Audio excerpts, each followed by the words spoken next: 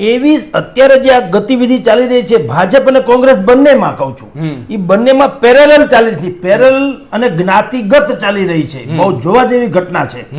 જ્ઞાતિગત અને પેરેલલ એની વાત, એનો ગુજરાતી એવું છે કે સમથિંગ ઇઝ રોંગ. કાંઈક એવું મોટું થવા જઈ રહ્યું છે ગુજરાતના રાજકારણમાં જે ન ભૂતો ન ભવિષ્યથી કહી શકાય. શું હોઈ શકે? તો એક એવું કોકટેલ બનવાનું છે. માની લઈએ કે ભાજપના જે મૂળ જે ભારતીય જનતા પાર્ટીને સંલગ્ન એવા કાર્યકરો છે અને નેતાઓ છે એ, અને અત્યારે કોંગ્રેસમાં જે પોતીકી તાકાતથી એને ભાજપના બેનરની આવશ્યકતા નથી. જેમ કે અર્જુન મોઢવાડિયા, જેમ કે ભાઈ આપણો ભાઈ જવાહર ચાવડા, આવા કેટલાય લોકો છે જે પોતીકી ઓળખથી ચૂંટાઈ આવે છે.